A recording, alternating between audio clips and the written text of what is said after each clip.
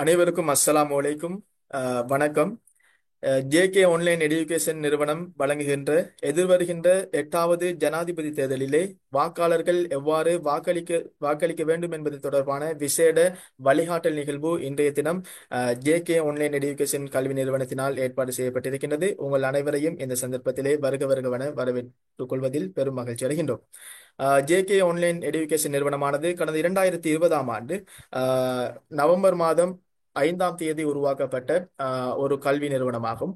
தற்போது வரை பல்வேறு வகையான இலவச பாடநெறிகளை உயர்தரத்துக்கான பாடநெறிகள் மாத்திரமல்லாது சமூகம் சார்ந்த செயற்பாடுகள் அதே போல விழிப்புணர்வு கருத்தரங்குகளை நடத்தி வருகின்ற ஒரு முன்னணி கல்வி நிறுவனமாக காணப்படுகின்றது. அந்த வகையில் உங்கள் எல்லோருக்கும் தெரியும், கடந்த 2024 9ஆம் மாதம் 21ஆம் தேதி நடைபெற இருக்கின்ற ஜனாதிபதி தேர்தலிலே நாட்டினுடைய பிரஜைகள் வாக்காளர்கள் எவ்வாறு வாக்களிப்பது தொடர்பான பல்வேறு சந்தேகங்களுக்கு மத்தியிலே இந்த புரோகிராம் உங்களுக்கு ஏற்பாடு செய்யப்பட்டிருக்கின்றது. அந்த வகையில் எங்களுடைய பயிற்சி பெற்ற வளவாளர்கள் இந்த சந்தர்ப்பத்திலே உங்களுக்கு பல்வேறு வகையான தெளிவுகளை வழங்குவதற்காக வேண்டி வருகை தந்திருக்கின்றார்கள். அந்த வகையில் எல்லோருமே அவளோடு எதிர்பார்த்து கொண்டிருந்த மிக முக்கியமான ஒரு தேர்தல் தான் இந்த ஜனாதிபதி தேர்தல். கிட்டத்தட்ட 38க்கு மேற்பட்ட ஜனாதிபதி வேட்பாளர்கள் இந்த ஜனாதிபதி தேர்தலிலே களமிறங்குகின்றார்கள். இன்னும் ஜனாதிபதி தேர்தலுக்கு இருப்பது வெறும் 7 நாட்கள் மாத்திரமே. இந்த 8வது ஜனாதிபதி யார் என்ற கேள்வி ஒவ்வொரு பிரஜைகளுக்கும் உள்ளத்திலே சந்தேகமாத்தான் உள்ளத்தில் இயங்கிக் கொண்டிருக்கின்றார்கள். எது எவ்வாறாக இருந்தாலும் நாட்டினுடைய ஜனாதிபதியை தீர்மானிக்கக்கூடிய ஒரு மிக பெரும் வல்லமை மிக்க சக்தி நாட்டினுடைய பிரஜைகள் என்ற வகையிலே எங்களிடம் காணப்படுகின்றது. நாங்கள் அளிக்கின்ற ஒவ்வொரு வாக்குகளும் நாட்டினுடைய ஜனாதிபதியை தீர்மானிக்கக்கூடிய அந்த 5 வருடத்துக்குள் எமது நாட்டினை சிறந்த முறையிலே நிர்வகிக்கக்கூடிய அந்த ஜனாதிபதியை தீர்மானிக்கக்கூடிய ஒரு சக்தி எமது பிரஜைகளிடம் காணப்படுகின்றது. எனவே இந்த வாக்களிப்பது தொடர்பான பல்வேறு வகையான விடயங்களை எங்களுடைய பலவாளர்கள் தற்பொழுது உங்களோடு பேச இருக்கின்றார்கள். அந்த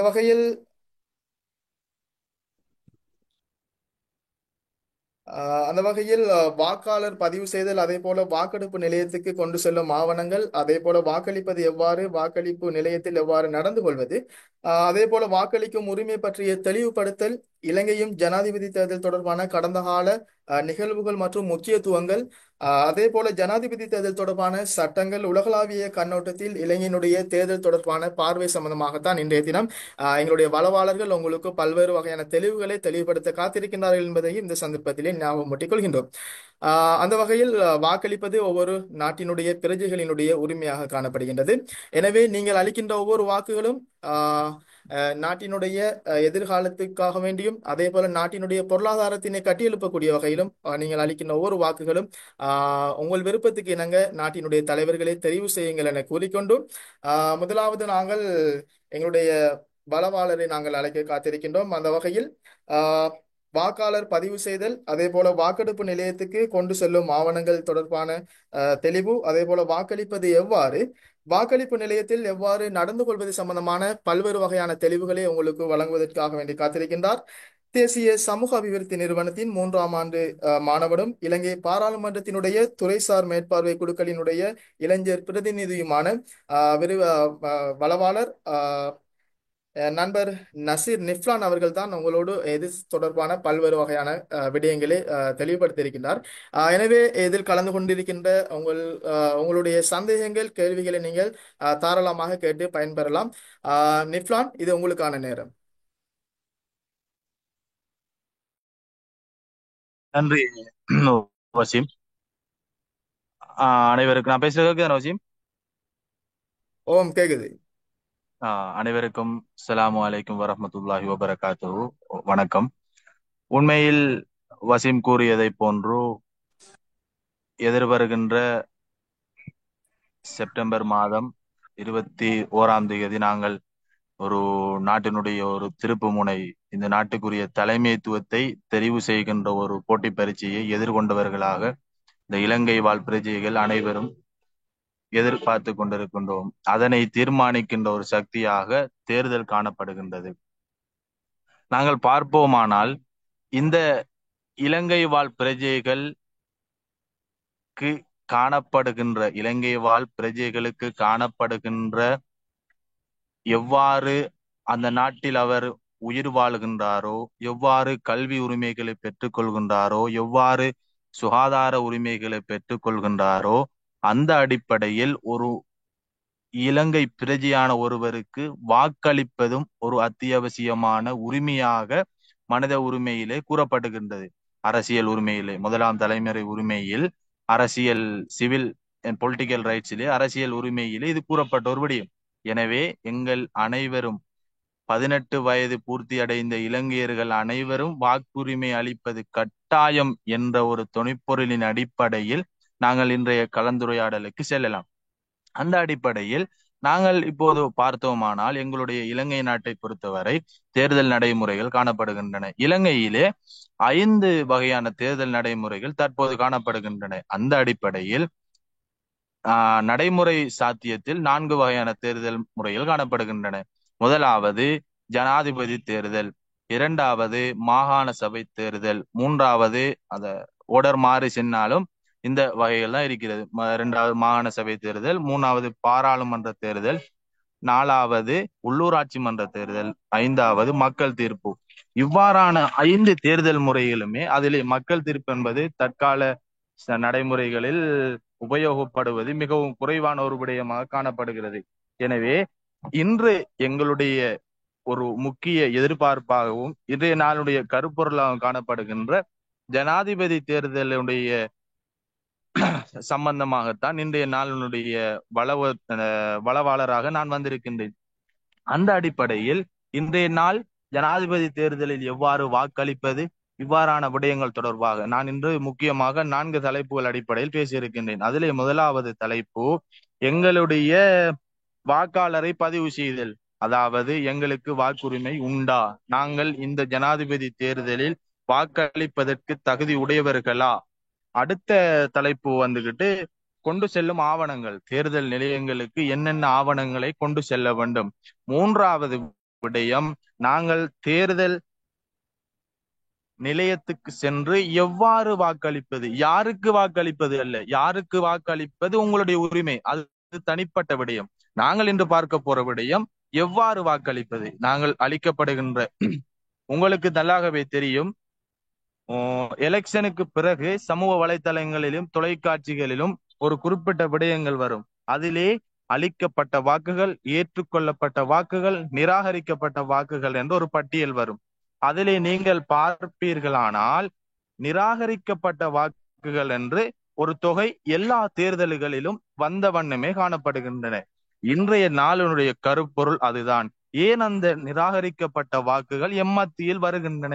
எங்களுடைய வாக்குகள் பிழையாக போடப்படும் சந்தர்ப்பத்தில் தான் அவ்வாறான நிராகரிக்கப்பட்ட வாக்குகள் அந்த வாக்கு கணக்கெடுப்பில் எண்ணப்படுகின்றன. எங்களுடைய வாக்குகள் முறையாக செலுத்தப்படுமாக இருந்தால் எங்களுடைய வாக்குகளும் நிராகரிக்கப்படாத ஏற்றுக்கொள்ளப்பட்ட வாக்கு பட்டியலிலே உள்வாங்கப்படும். எனவே இன்றைய நாளினுடைய ஒரு முக்கிய ஒரு பயனாக இந்த நிராகரிக்கப்பட்ட வாக்குகளை முற்றாக தடை செய்வது என்பதும் ஒரு வகையாக கூறலாம்.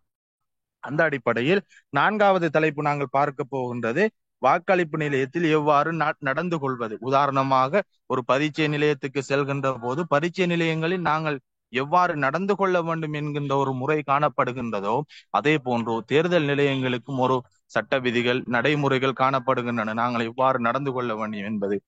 எனவே இந்த 4 தலைப்பின் ஊடாக மிக சுருக்கமாக இன்றைய நாளுடைய விரிவுரையை முடித்துக் கொள்ளலாம் என்று நினைக்கின்றேன். அந்த அடிப்படையில் முதலாவதாக நாங்கள் பார்க்க போகின்ற விடயம் வாக்காளர்களை பதிவு செய்தல். நான் பேசி போற ஸ்பீட் அறிக்கையா வழங்குதா? ஒரு அப்டேட் ஒன்று தாங்களேன். வழங்குதானே பேசின விஷயம் எல்லாம் அவ்வளவு நேரம்?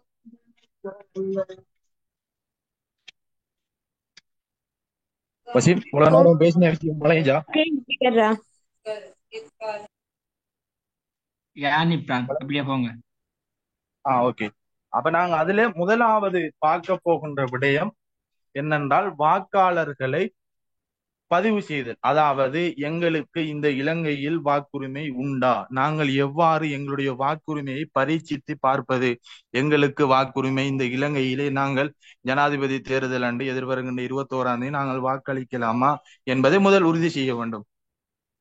அந்த அடிப்படையில் அதனை இரண்டு வழிகளில் செய்யலாம். ஒன்று, இலங்கை தேர்தல் ஆணைக்குழு கூறுகின்றது ஒன்லைனின் ஊடாக, அதாவது நிகழ்நிலை ஊடாக www.election.lk என்கின்ற வலைத்தளத்தின் ஊடாக சென்று உங்களுடைய பெயர் மற்றும் தேசிய அடையாள அட்டை உள்ளவர்கள் தேசிய அடையாள அட்டை இலக்கத்தினை உட்செலுத்தி உங்களுடைய வாக்காளர் பதிவினை, வாக்காளர் தெரிவினை நீங்கள் உறுதிப்படுத்திக் கொள்ளலாம். அல்லது உங்களுடைய அருகாமையில் உள்ள கிராம நிலதாரி ஊடாக உங்களுடைய வாக்களிப்பு உறுதிப்பத்திரத்தை நீங்க பெற்றுக்கொள்ளலாம். இவ்வாறான இரண்டு வழிகள் இருந்தால் நீங்கள் இந்த ஜனாதிபதி தேர்தலுக்கு வாக்களிக்க தகுதி உடையவரா என்பதை இனங்காணக்கூடிய விடயங்கள். இதுதான் எங்களுடைய முதலாவது விடயம். இரண்டாவது விடயம், வசிமனை கொஞ்சம் இந்த ஹோஸ்ட போடுங்களேன், ஷேர் பண்ணக்கூடிய ஓம்னி மாதிரி. பிளான் உங்களுக்கு நான் ஹோஸ்ட் போட்டிக்கிறேன், நீங்க ஸ்கிரீன் ஷேர் பண்ணலாம். ஓகே ஓகே ஓகே இன்ஷா அல்லாஹ்.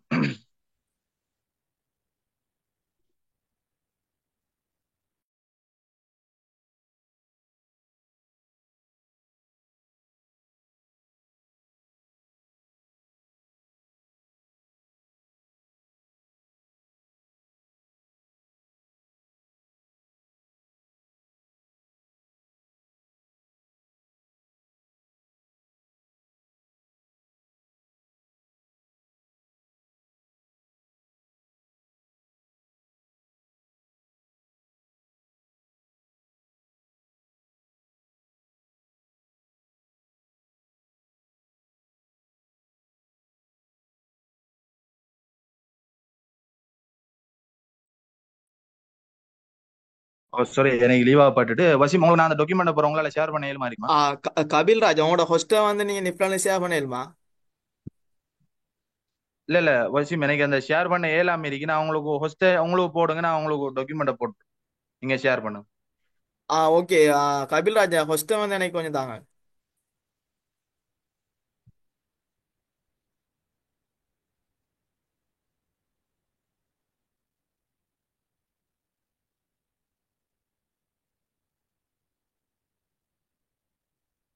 ஓகே வசீம், நீங்க ஷேர் பண்ணுங்க, நான் கண்டினியூ பண்றேன். அப்ப முதலாவது டாபிக், ஓகே, வாக்காளர்களை நாங்கள் எவ்வாறு எங்களுடைய வாக்குரிமையை பரீட்சித்து பார்ப்பது, நாங்கள் தேர்தலில் வாக்களிக்கலாமா இல்லையா, நாங்கள் தகுதி உடையவரா தகுதியற்றவரா என்பதை பரீட்சித்து பார்ப்பது எங்களுடைய முதலாவது விடயம். இரண்டாவது விடயம், தேர்தல் நிலையத்துக்கு எங்களுக்கு இப்ப வாக்கு வந்துட்டு கன்ஃபார்ம் ஆயிட்டு தானே, அப்படி என்றால் இரண்டாவது நாங்கள் வாக்களிப்பு நிலையத்துக்கு செல்ல வேண்டும்.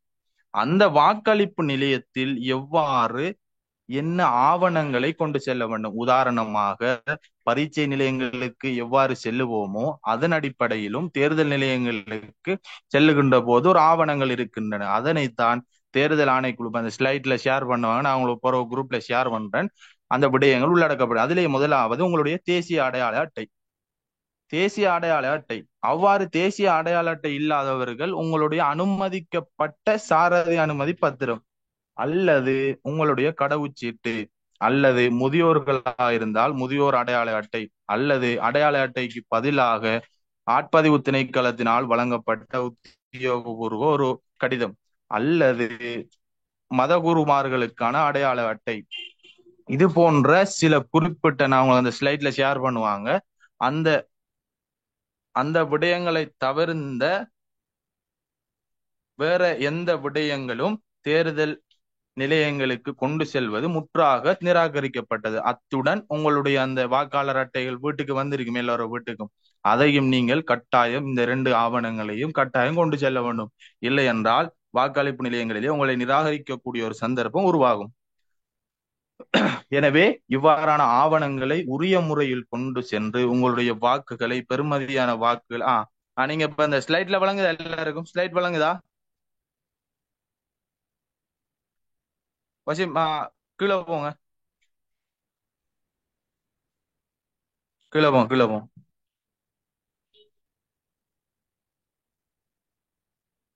ரைட், அடுத்த நீ பாடுங்க. ரைட், இப்ப நான் சொன்ன முதலாவது விஷயம், எங்களுடைய வாக்கு உறுதியானதா, எங்களுக்கு இந்த தேர்தலில் வாக்களிக்கலாமா என்பதை பரீட்சித்து பார்க்கக்கூடிய ஒன்றுதான் நான் இருக்கிற www.election.government.klk என்கிற ஒரு ஆவணத்தின் ஊடாக, என்கிற ஒரு வலைத்தளத்தின் ஊடாக நாங்கள் எங்களை சுய மதிப்பீடு செய்து கொள்ள முடியும். ரைட், வழங்க எல்லாருக்கும் ஸ்லைடு. யானி பிளான். ஓகே. Okay okay. அவசியம் அடுத்த ஸ்லைடு போங்க.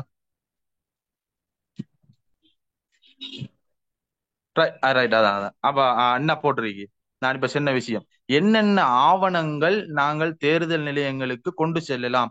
இதிலே குறிப்பிடப்பட்டிருக்கின்ற 1 2 3 4 5 8 ஆவணங்களை தவிர வேறு எந்த ஆவணங்களும் தேர்தல் நிலையங்களில் ஏற்றுக்கொள்ளப்பட மாட்டாது. இது தேர்தல் ஆணைக்குழுவினால் வழங்கப்பட்ட ஒரு அறிவுறுத்தலாக காணப்படுகின்றது. எனவே இதனை அடிப்படையாக கொண்டு உங்களுடைய ஆவணங்களை தேர்தல் நிலையங்களுக்கு கொண்டு செல்லும் இடத்து உங்களுடைய ஆவணங்கள் உரிய முறையில் பரீட்சிக்கப்பட்டு உங்கள் வாக்குகள் ஏற்றுக்கொள்ளப்படும். அடுத்த விடயம் தான் நாங்கள் முக்கியமாக பார்க்க போகின்ற விடயம், நாங்கள் வாக்களிக்கின்ற முறை, எவ்வாறு வாக்களிப்பது. அதன் அடிப்படையில் இந்த ஜனாதிபதி தேர்தலை பொறுத்தவரை நாங்கள் விருப்பு வாக்கு என்ற ஒரு விடயம் காணப்படுகின்றது. விருப்பு வாக்கு என்றால் நாங்கள் விரும்பிய 3 நபருக்கு வாக்களிக்கின்ற தகுதியுடையவர்களாக மாறுகிறோம். அதாவது எதிர்வருகின்ற ஜனாதிபதி தேர்தலில் 38 அல்லது 39 நபர்கள் போட்டியிடுகின்றனர். அவர்களுக்கு நாங்கள் ஒரு தனி மனிதனாக 3 விரும்பிய நபர்களுக்கு வாக்களிக்கின்ற முறை இந்த ஜனாதிபதி தேர்தலில் காணப்படுகின்றது. அதைத்தான் விருப்பு வாக்கு என்று கூறுவார்கள். அல்லது தனிநபருக்கும் வாக்களிக்க முடியும். இது 2 முறைகளிலும் இம்முறை காணப்படுகின்ற ஜனாதிபதி தேர்தலில் வாக்களிக்கலாம். ஒன்று தனிநபருக்குரிய வாக்கு, 39 பேரில் ஒரு நபருக்கு மாத்திரம் வாக்களிக்கலாம்.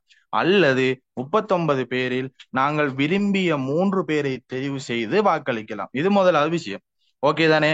அடுத்த விடயம், எங்களுக்கு ஒரு வலப்பேப்பர் தரப்பெறும். அதாவது 39 இலங்கையிலே பதிவு செய்யப்பட்ட 84 அரசியல் கட்சிகள் இருக்கின்றன. அந்த அரசியல் கட்சிகளின் ஊடாக ஜனாதிபதி வேட்பாளராக கட்டுப்பணம் கட்டி 39 பேரை இலங்கை தேர்தல் ஆணைக்குழு எங்களுக்கு வலப்பேப்பரினூடாக, அதாவது வாக்களிக்கின்ற பேப்பரினூடாக தெரிவு செய்யப்பட்டு வழங்கப்பட்டிருக்கின்றது.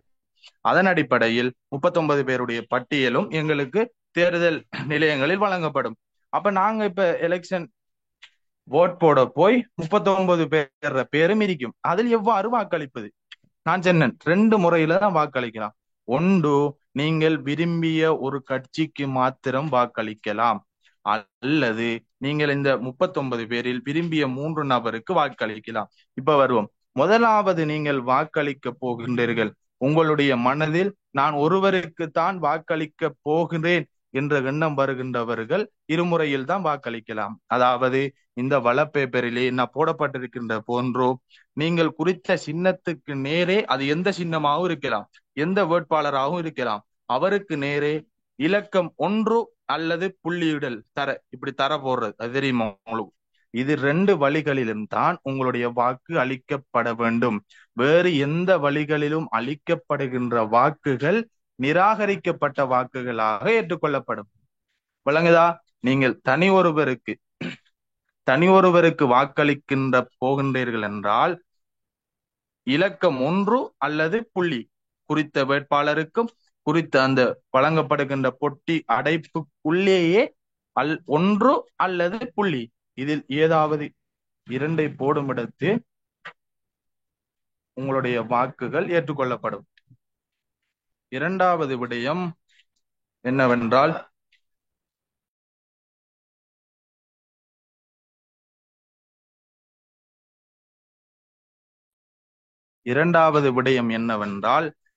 விருப்பு வாக்கு. நாங்கள் 3 நபருக்கு, நான் இந்த தேர்தலிலே விரும்பிய 3 நபருக்கு வாக்களிக்க போகின்றேன் என்ற முடிவு எடுக்கப்படும் போது 39 நபரிலே அந்த வலப்பேப்பரில் உள்ள விரும்பிய கட்சிகள் 3க்கு வாக்களிக்கலாம். அதாவது நாங்கள் உதாரணமாக ABCD என்று 39 பேர்கள் அதில் அளிக்கப்பட்டிருக்கும்.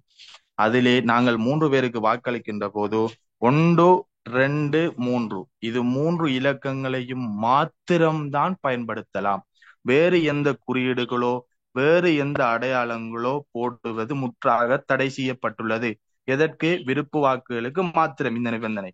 நீங்கள் யாரு 3 பேருக்கும் போடலாம். ஆனால் உங்களுடைய குறியீட்டு இலக்கமானது வலப்பேப்பரிலே 1 2 3 ஒன்று யாருக்கு போடுவீர்கள் என்றால் உங்களுடைய முன்னுரிமைப்படுத்தப்பட்ட வேட்பாளர் ஆரோ அவருக்கு ஒன்றும், அடுத்த முன்னுரிமை அளிக்கின்ற வேட்பாளருக்கு இரண்டாவது இலக்கமும், இறுதியாக மூன்றாவது முன்னுரிமை அளிக்கப்படுகின்ற வேட்பாளருக்கு நீங்கள் மூன்றாவது நம்பரையும் போடலாம். இதுதான் விருப்பு வாக்கினுடைய ஒழுங்குமுறை. வேறு எந்த முறைகளில் போடப்பட்டாலும் உங்களுடைய வாக்குகள் நிராகரிக்கப்படும். மேலதிக தகவல்களுக்கு உங்களுக்கு இந்த அறிவுறுத்தலை நான் வழங்குவேன். இதிலே போட்டிருப்பதை நீங்கள் வாசித்து வழங்கலாம். இவ்வளவுதான் சுருக்கமான விடயம். அப்ப நாங்க எப்படி எங்களுக்கு போட்டிருக்காங்கிறத கன்ஃபார்ம் பண்ணிட்டு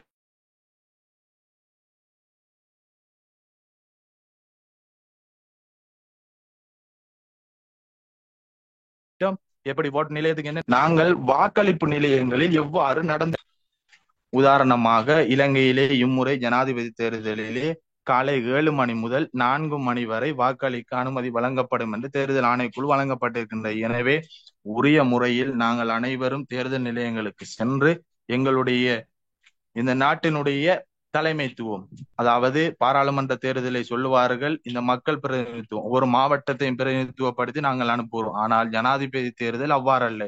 இந்த நாட்டினுடைய பிரதிநிதித்துவத்தையும் இந்த நாட்டினுடைய தலைமையையும் தெரிவு செய்யக்கூடிய ஒரு தேர்தலாக காணப்படுகின்றது. எனவே இந்த நாட்டினுடைய தலைமை அது எவராகவும் இருக்கலாம், அந்த நாட்டுக்கு நாங்கள் தெரிவு செய்கின்ற தலைமை முக்கிய பொறுப்பு வாக்களிப்பு. எங்களுடைய வாக்குரிமையை சிறப்பாக தொழில்நுட்ப கோளாறு காரணமாக எங்களுடைய அமர்வு ஒரு 10 நிமிஷம் பின்னுக்காயிட்டு.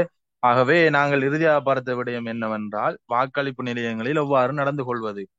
எங்களுடைய வாக்களிப்பு நிலையங்கள் என்பது எங்களுக்கு தேர்தல் ஆணைக்குழுவினால் ஒரு நிலையம் வழங்கப்படும். உங்களுக்கு வீட்டை வந்திருக்கின்ற ஒரு வாக்களிப்பு துண்டிலே அடையாள அட்டையிலே வழங்கப்பட்டிருக்கும். அப்ப அந்த நிலையங்களில் நாங்கள் காலை 7 மணிக்கு முதல் 4 மணி வரை எங்களுடைய வாக்களிப்பதற்கான நேரம் வழங்கப்பட்டுள்ளது. அந்த நேரங்களிலே உரிய முறையில் சென்று இந்த நாட்டுக்கான தலைமைத்துவத்தையும் இந்த நாட்டுக்கான பிரதிநிதியையும் தெரிவு செய்கின்ற ஜனாதிபதி தேர்தலிலே உங்களுக்கு வழங்கப்பட்டிருக்கின்ற வாக்குரிமையை வெற்றிகரமாக தெரிவு செய்து நீங்கள் அந்த வாக்களிப்பினை உரிய முறைகள் நிறைவு செய்து உங்களுடைய வாக்கினை ஏற்றுக்கொள்ளப்பட்ட வாக்குகளாக, நிராகரிக்கப்பட்ட வாக்குகளில் உங்களுடைய பெயர் பட்டியல் வராமல் ஏற்றுக்கொள்ளப்பட்ட வாக்குகளை நீங்கள் பெற்றுக்கொண்டவர்களாகவும், இன்றைய அமர்வு இன்றைய இந்த கற்றுக்கொண்ட 4 தலைப்பினூடாகவும் நீங்கள் விளங்கிய விடயங்களையும் உங்களுடைய நண்பர்கள், உங்களுடைய அயலவர்கள் எல்லோருக்கும் நீங்கள் இந்த விடயங்களை தெளிவுபடுத்துமாறு தாழ்மையுடன் கேட்டுக்கொண்டு நான் என்னுடைய அமர்வுகளை முடித்துக் கொள்கின்றேன். நன்றி, வணக்கம். வசீம். நல்லது நிப்லான், இதுவரை நேரமும் சிறப்பான முறையிலே உங்களுடைய கருத்துக்களை, உங்களுடைய வாக்களிப்பது எவ்வாறு, அதே போல வாக்கெடுப்பு நிலையத்துக்கு கொண்டு செல்லும் ஆவணங்கள் தொடர்பாகவும் வாக்களிப்பு நிலையத்தில் எவ்வாறு நடந்து கொள்வது சம்பந்தமாகவும் உங்களுடைய சிறப்பான தெளிவுகளை வழங்கியிருந்தீர்கள். அந்த வகையில் வாக்களிப்பது ஒவ்வொரு பிரஜைகளினுடைய உரிமையாக இருக்கின்றது. எனவே நீங்கள் அளிக்கின்ற ஒவ்வொரு வாக்குகளும் நிராகரிக்கப்பட்ட வாக்குகளாக நிராகரிக்கப்பட்ட வாக்குகளாக ஆகாமல் அது செல்லுபடியான வாக்காக ஆக வேண்டும் என்பதுதான் எங்களுடைய எதிர்பார்ப்பாகவும் காணப்படுகின்றது. எனவே நீங்கள் வாக்குச்சாவடிக்கு சென்று கூறிய நிபந்தனைகளுக்கு அடிப்படையிலே உங்களுடைய வாக்கினை செலுத்தி நாட்டினுடைய சிறந்த ஜனாதிபதியினை, எமது நாட்டினுடைய 8வது ஜனாதிபதியினை தீர்மானிக்கின்ற ஒரு வல்லமை மிக்க சக்தியாக எமது நாட்டினுடைய பிரஜைகள் நீங்கள் என்பதனை மறந்து விடாதீர்கள். எனவே நீங்கள் அளிக்கின்ற ஒவ்வொரு வாக்கும் நாட்டினுடைய தலையெழுத்தை தீர்மானிக்கப் போகின்றது என்பதை பற்றியும் மறந்து விடாதீர்கள். எனவே சிறப்பான முறையிலே தங்களுடைய கருத்துக்களை வழங்கிய தேசிய சமூக அபிவிருத்தி நிறுவனத்தினுடைய 3ஆம் ஆண்டு வருட மாணவரும் இலங்கை பாராளுமன்றத்தினுடைய துறைசார் மேற்பார்வை குழுக்களினுடைய இளைஞர் பிரதிநிதியுமான வளவாளர் சகோதரர் நிஃப்லான் அவர்களுக்கு மனமார்ந்த நன்றிகளை நாங்கள் தெரிவித்துக் கொண்டு அடுத்து நாங்கள் செல்ல இருக்கின்றோம். மிக முக்கியமான ஒரு தலைப்புக்கு நாங்கள் செல்ல இருக்கின்றோம்.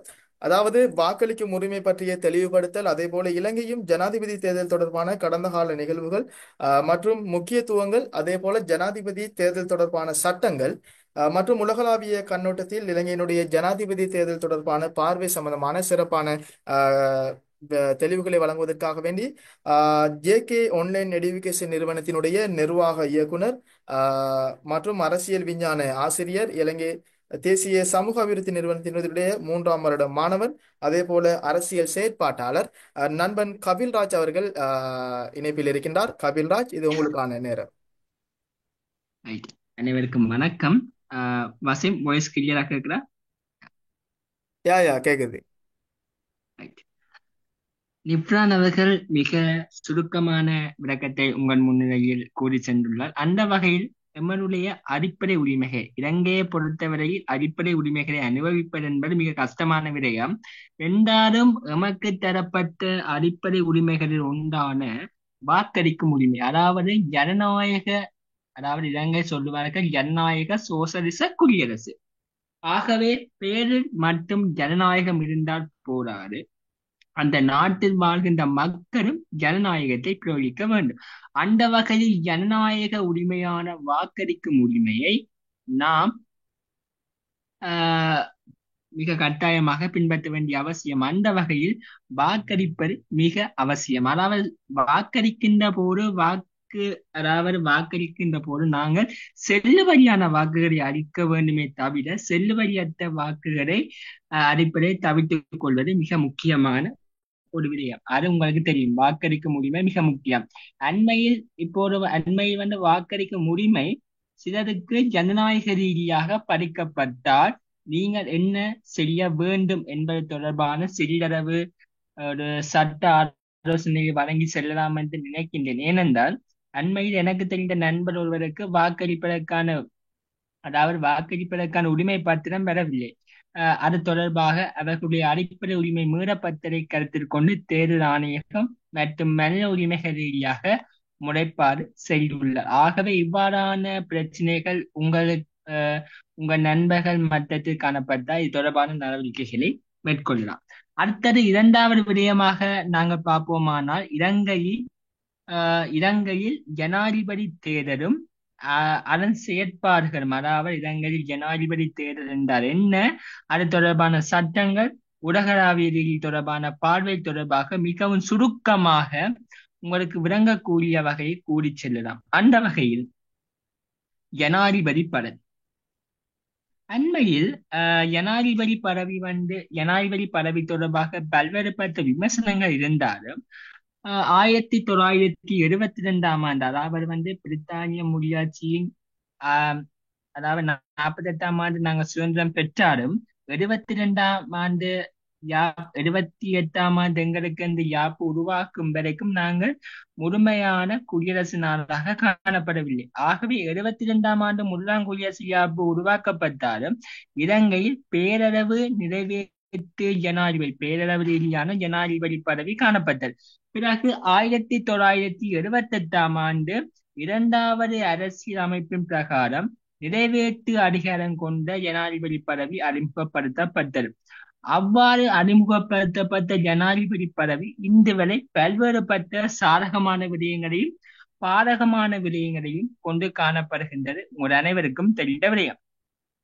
அந்த வகையில் ஜனாதிபதி தேர்தல் முறைமை தொடர்பாக ஜனாதிபதி தேர்தல் எப்போது நடைபெறுகிறது என்று நீங்கள் பார்ப்போமானால், ஒரு நாட்டினுடைய ஜனாதிபதியினுடைய பதவிக்காலம் முடிவடைகின்ற சந்தர்ப்பத்தில் இடம்பெறும். உதாரணமாக 5 வருடங்கள் என்றால் 4 வருஷம் முடிஞ்ச பிறகு வந்து ஜனாதிபதி பதவி வெற்றிடமாகும். அது தொடர்பாக ஜனாதிபதி தேர்தல் இடம்பெறும்.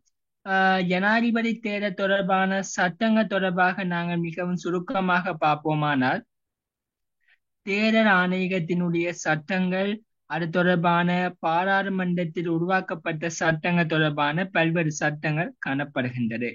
ஆகவே ஜனாதிபதி தேர்தல் என்பது ஒரு நாட்டினுடைய ஜனநாயகத்தை பேணுவதற்கும் அந்நாட்டினுடைய எதிர்காலத்தை தீர்மானிக்கின்ற வகையில் ஒரு ஜனாதிபதியை உருவாக்குவதற்கு மக்கள் அனைவரும் முனைப்புடன் செயற்படுகின்ற ஒரு செயற்பாடாக ஜனாதிபதி தேர்தல் காணப்படுகின்றது. அந்த வகையில் ஜனாதிபதி தொடர்பான தேர்தல் சட்டங்களாக நாங்கள் பார்ப்போமானால் இலங்கையினுடைய அரசியல் யாப்பு ஒரு நாட்டினுடைய மிக உயர்ந்த சட்டமாக காணப்படுவது அந்நாட்டினுடைய அரசியல் யாப்பு. இரண்டாவது விடயமாக நாங்கள் பார்ப்போமானால் 1944ஆம் ஆண்டு அரச கட்டளை சட்டத்தில் தற்போது அமுலில் உள்ள சில பகுதிகள், அதில் 2-3 பகுதிகள் வந்து தேர்தல் சட்டங்களாக பயன்படுத்தப்படுகின்றது. மிக முக்கியமாக பார்ப்போமானால் 1981ஆம் ஆண்டு 7ஆம் இலக்க மக்கள் தீர்ப்பு சட்டம், அதைவிட 1981ஆம் ஆண்டின் 15ஆம் இலக்க ஜனாதிபதி தேர்தல் சட்டம். இதுதான் மிக முக்கியமாக சொல்றது என்னன்னா, தேர்தல் ஆணைக்குழு உத்தரவு, அதாவது தேர்தல் ஆணைக்குழு பிரத்யேகமாக வர்த்தமானியில் வெளியிட்ட தினத்தில் இருந்து 16 நாட்களுக்கு குறையாத மற்றும் 21 நாட்களுக்கு மேற்படாத வேட்புமனு செய்யும் தினமாக இந்த சட்டத்தின்படிதான் தற்போது வரை பிரயோகிக்கப்படுகின்றது. அது மட்டுமில்லாம வேட்புமனு தினத்தில் இருந்து 4 வாரங்களுக்கு குறையாறு மற்றும் 6 வாரங்களுக்கு மேற்படாத தினம் ஒன்றை தேர்தல் நடாத்தப்படும் தினமாக தேர்தல் ஆணையாளரால் தேர்தல் தினம் வந்து குறிக்கப்பட வேண்டும். இவ்வாறான விஷயங்கள் சொல்லப்படும். இவ்வாறான சட்டங்கள் மீறப்பட்டால் நாங்கள் உயர் நீதிமன்றத்தில் எமது வழக்குகளை தாக்கல் செய்து அதற்கான நியாயங்களை பரிகாரங்களை பெற்றுக்கொள்வதற்கு உறுத்துடையவராக காணப்படுகின்றார்கள். அது மற்றது உள்ளூர் அதிகார சபை தொடர்பான கட்டளை சட்டம், அது தொடர்பாக 1988 ஆண்டினுடைய மாகாண சபை தேர்தல்கள் சட்டம், அதை விட நாங்கள் பார்ப்போமானால் 1981 ஆண்டு மக்கள் தீர்ப்பு சட்டம், இவ்வாறு பல்வேறுபட்ட சட்டங்கள் காணப்படுகின்றது. அது ஒரு பக்கம் இருக்கட்டும்.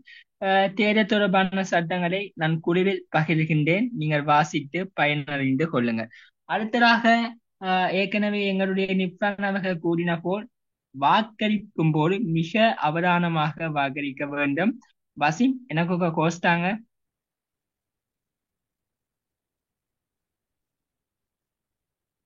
வசீம், எனக்கு கோஸ்டாங்க. ஓகே கபிலா, தந்துட்டேன். Okay right, okay.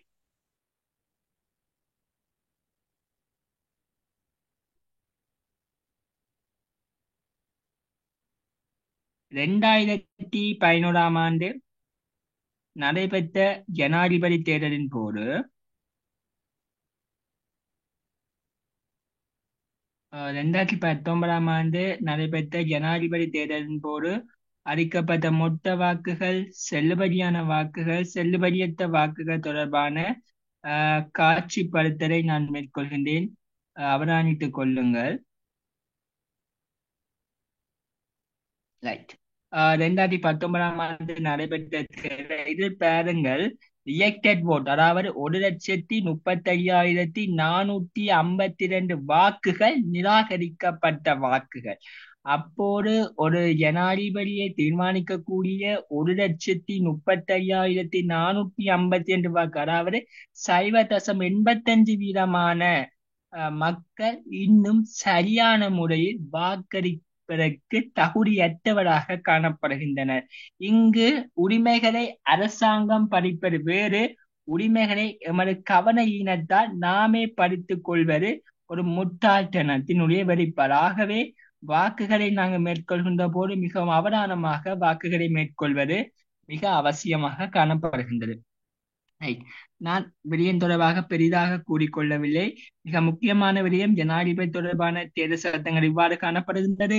ஜனாதிபதி தொடர்பாக நாங்கள் வாக்களிக்க வேண்டும். மிக முக்கியமாக இலங்கையில் ஜனாதிபதி தேர்தல் தொடர்பான உலகளாவிய ரீதியிலான பார்வை. உண்மையில் சொல்ல போனா இந்து சமுத்திரத்தினுடைய மிக சிறந்த நாடாக இலங்கை காணப்படுவதால் அனைத்து விதமான மேற்கத்திய நாடுகளும் சரி, எமது போன்ற ஆசிய நாடுகளும் சரி, மத்திய கிழக்கு நாடுகளும் சரி, தம்முடைய நிலைத்திருப்பை, அதாவது தம்முடைய சர்வதேச அரசியலுடைய நிலைத்திருப்பை மேற்கொள்வதற்கு பல்வேறுபட்ட வழிவகைகளை மேற்கொள்கின்றது. அந்த வகையில் பல்வேறுபட்ட மேற்கத்திய நாடுகளினுடைய கண்ணோட்டம் இலங்கை ஜனாதிபதி தேர்தலில் தங்கியுள்ளது. ஏனெனில் தம்மை ஆதரிப்பவர் ஜனாதிபதியாக வந்தால் தமது செயற்பாட்டினை இலங்கையை மேற்கொள்ள முடியும். அந்த வகையில் இலங்கையினுடைய ஜனாதிபதி தேர்தல் என்பது உலகளாவிய ரீதியில் மிகவும் ஒரு பேசு பொருளாக காணப்பட்டு வருகின்றது. அனைவருக்கும் தெரிந்த விடயம்.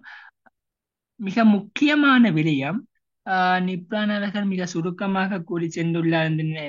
பெரிய விடயங்களை கூறவில்லை. ஏனென்றால் உங்களுக்கு அனைத்து விடயங்களையும் கூறினால் பெரிதாக ஒரு விடயமும் தெரிய வராது. ஆகவே ஜனாதிபதி தேர்தல் எவ்வாறு வாக்கு எண்ணப்படும் தொடர்பான விடயங்கள் தொடர்பான சிறிதளவான விடயங்களை உங்கள் குழுவில் பகிரப்படும். அது தொடர்பான வீடியோக்களும் பகிரப்படும். ஆகவே இறுதியாக நான் சுருக்கமாக கூறி செல்கின்றேன், நேரத்தை கருத்தில் கொண்டு. ஜனாதிபதி தேர்தல் என்பது மிக முக்கியமான விடயம். அனைவரும் வாக்களிக்காமல் விட்டு விடாதீர்கள். 39 வேட்பாளர்கள், ம், 39 வேட்பாளர்கள் போட்டியிடுகின்றனர். மிக முக்கியமான ஒரு விடயம், இம்முறை ஒரு நபருக்கான வாக்குகள் எண்ணப்படுவது கூட வேண்டாம். இம்முறை உங்களுக்கு தெரியும், ஜனாதிபதி தேர்தல் என்பது அறுதி பெரும்பான்மை. 50 வீதத்துக்கு 50.1 பெரும்பான் 50.1 வீதத்துக்கான வாக்குகளை பெறுபவர் ஜனாதிபதியாக தெரிவு செய்யப்படுவர். அவ்வாறு 50.1 ஜனாதிபதியாக தெரிவு செய்யப்படாதவர்களுடைய இரண்டாவது மூன்றாவது விருப்பு வாக்குகள் எண்ணப்படும். அந்த வகையில் இம்முறை இரண்டாவது மூன்றாவது விருப்பு வாக்குகள் எண்ணப்படுவதற்கான சாத்தியப்பாடுகள் மிக அதிகமாக காணப்படுவதால் நீங்க மிகுந்த உங்களால் முடிந்தவரை உங்களுடைய 3 விருப்பு வாக்குகளை, அதாவது 1, 2, 3 ஆகிய இலக்கங்களை பயன்படுத்தி உங்களுக்கு பிடித்த வேட்பாளர்களுக்கு வாக்களித்து இம்முறை ஜனாதிபதி தேர்தலின் போது கடந்த தேர்தல்களில் செல்லுபடியற்ற வாக்குகளின் வீதத்தை குறைத்து இம்முறை செல்லுபடியற்ற வாக்குகளின் வீதத்தை குறைப்போம், வாக்களிக்கும் உரிமையை அனைவரும் பெறுவோம் என கூறிக்கொண்டு விடைபெற்று செல்வதுடன் உங்களுக்கான சில்லறவு வீடியோவை பகிர்ந்து சென்று கொண்டு இந்த கலந்துரையாடலை இதுவரை முடித்துக் கொள்கிறோம். உங்களுடைய கருத்துக்கள் வரவேற்கப்படுகின்றன. இவ்வீடியோ முடிவடைந்த பின்னர் உங்களுடைய கருத்துக்களை நீங்கள் தெரிவித்துக் கொள்ளலாம்.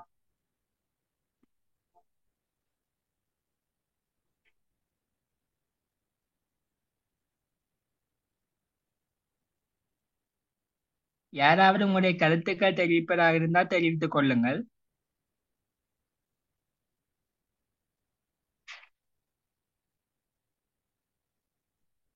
ஹலோ,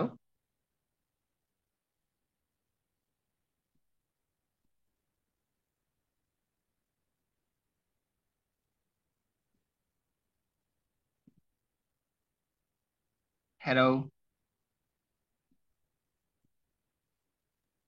ஓம் கபிலாஜ்.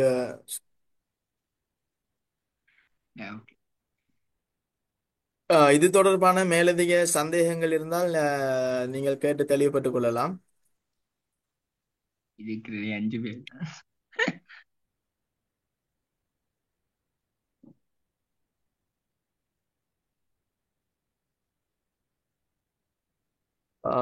சரி கபில்ராஜ், நீங்க வீடியோ போடுங்க.